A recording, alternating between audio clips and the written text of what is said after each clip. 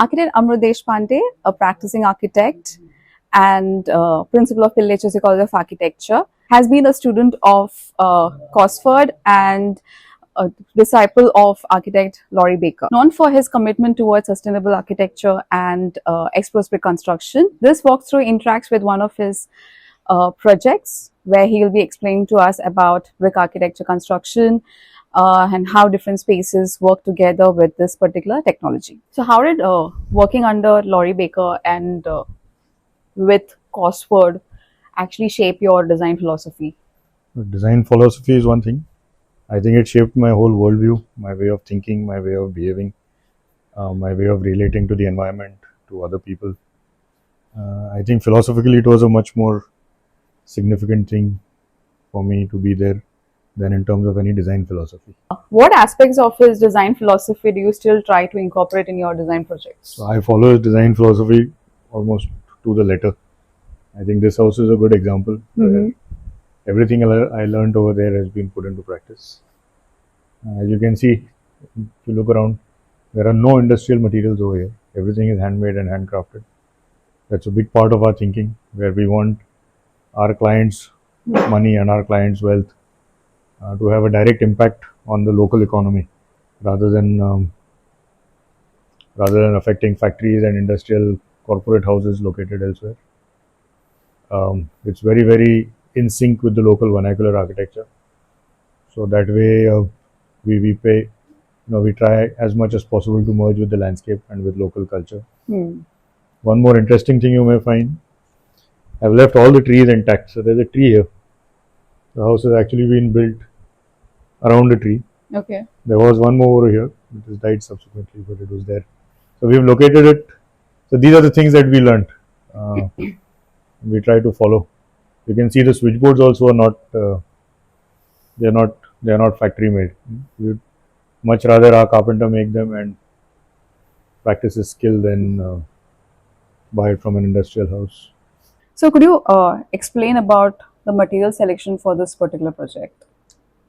This is the basic Laurie Baker construction and material suite without any variations. So it has a stone masonry foundation, a stone masonry plinth. You can in fact see part of the plinth coming out over here. It has exposed brickwork. In this particular case, I have used Flemish bond. In other places, we use rat trap bond. Brickwork, of course, is not plastered or rendered in any way, inside and out. And wherever there are large openings, we use arches to span them. Concrete is used to a bare minimum. Of course, we are not fanatics. Where necessary, we use concrete. But we are always conscious that we are sure that it's absolutely necessary. The roof is basic mangrove tile roof. And I think in one or two places we have used pillar slab where we made a concrete roof. So this is the standard Laurie Baker suite, which after his experiments, he came upon this whole construct, and then he stuck to it for 40-50 years, and it was very effective in that you don't have to start every project with inventing the wheel. It's very easy. The technology transfer is very easy. Masons already have masonry skills, so you can build on those skills and teach them some additions or some tweaks, so you don't have to start their training from scratch. And it's time tested. Over the years, it's proved to be quite versatile and can be applied in a variety of situations. So that actually leads to the next question. Did you have like the local artisans coming into the picture, or you train them? I did. We have rigorous training. We have a selection process. Wherever possible, we hire locals, and then there's a mental, physical sort of thing where we try and train them. So we have a rigorous training process, and these are the results. So, I mean, we are very happy that with every project that we do, every team that works with us is a better team after our project. I think it's a big part of our human development. After that, they see their own works. They can set up as their own entrepreneurs, and there are cases like that also, where our masons have set up as specialized contractors for this kind of work. It's a big part of our thinking, where we want everyone to grow in terms of skills. And also adding to this, like when you're doing something like a brick, exposed brick architecture, you need to have, or you need to be very sure about the quality of materials which is going to be used, You because need it's to be going to sure be of a lot of exposed. things, not just the quality of material. There's a lot of due diligence that you need to take. Laurie Baker used to famously say that every building needs a good pair of shoes and a good hat, and then the building can last forever.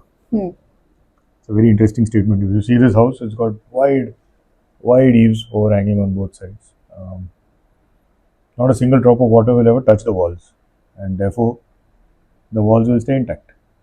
But all of us, at least in Mumbai, we all live in concrete buildings. All of our buildings are leaking, and we never complain about it. Yeah. So yeah, there's some due diligence. Material, yeah, it has to be good quality, whatever the best the client can afford. But it does not have to be some extreme, extraordinary boutique quality material. These are bricks from brick kilns. These are not even wire cut bricks or machine made bricks. These are handmade bricks, but good quality bricks. Trouble start on the drawing board. Trouble start when you don't take due diligence. You don't study the local architecture. You don't study the weather. You don't study how people actually in that area are building. And you choose to ignore hundreds of years of wisdom and start your own invention of the wheel. That's not what we do. Yeah, so one of the first things we do is try not to disturb the property, try not to disturb the land and the contours. They have been formed for a reason over many hundreds of years. So you can see it's in two levels. The main living area is at one level. The bedrooms are at another level. So that was the first thing that came to my mind when we walked in. Again, like today, it was a very hot day when I came. It's important that when we are used to living in flats where we just open the door and go inside the house. Yeah. But that doesn't give us sufficient sort of time to decompress. So if you see this house, for example, there's a curving path.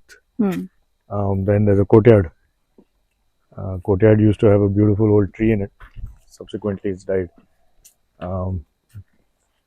Then there is the third space, which is semi-open. That's the veranda. And then only from the veranda do you turn and get into the house proper. So that gives you some sense of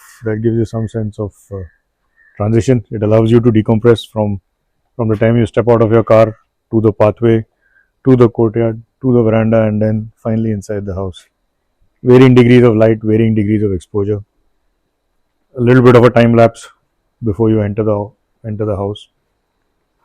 These are important and fairly universal design concepts.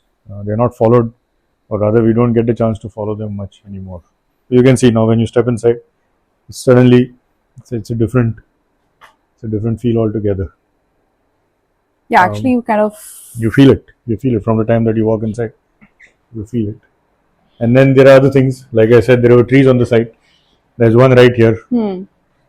There are 3 or 4 trees. So the house has actually been built entirely around the trees. That generates its own form, that generates its own ideas. Then it's really a matter of just connecting the dots, connecting the lines, and then you'll have a plan. It's a very interesting way of working. So, was And there a I'm happy point? to have clients like this. Very lucky and happy that I have clients like this.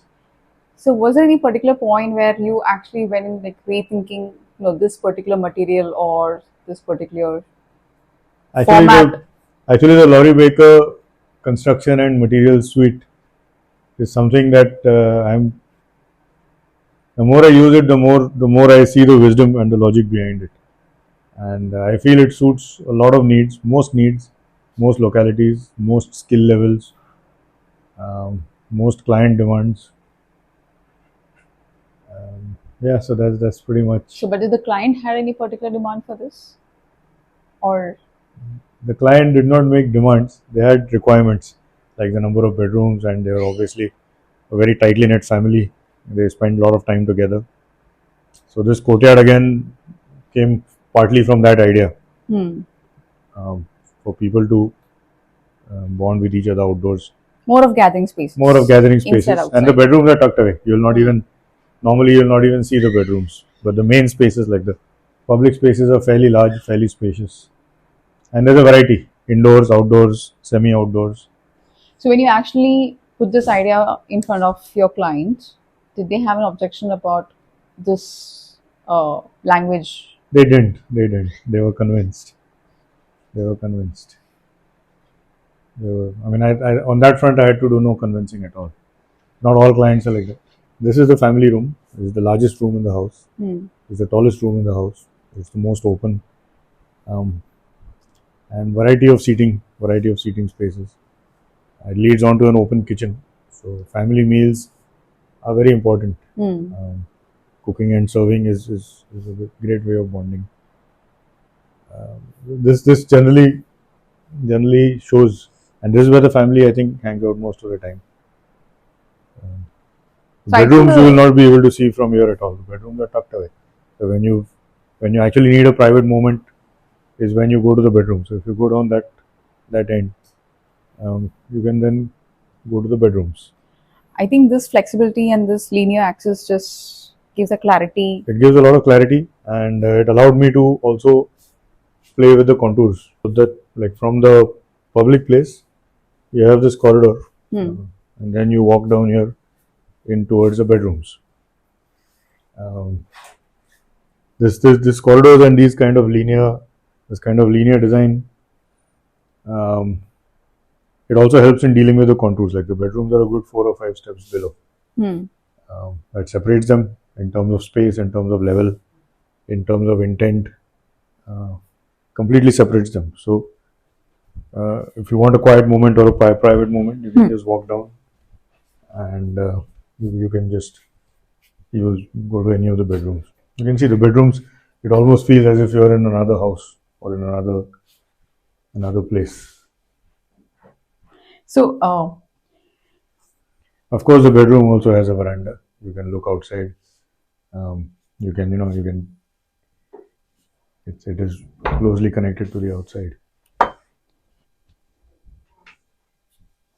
It is a little bit warm inside, but not as much as it normally would have been. This is a Mangalore tile filler slab. It's a very, very good design, and almost a feature of all Laurie Baker projects and Laurie Baker style projects. It has 2 Mangalore tiles sandwiched in a conventional RCC slab. So that reduces the amount of cement, reduces the amount of steel, reduces the self weight of the slab, provides a degree of insulation. Yeah. And it's a great sort of technological innovation. Very effective. You can feel it.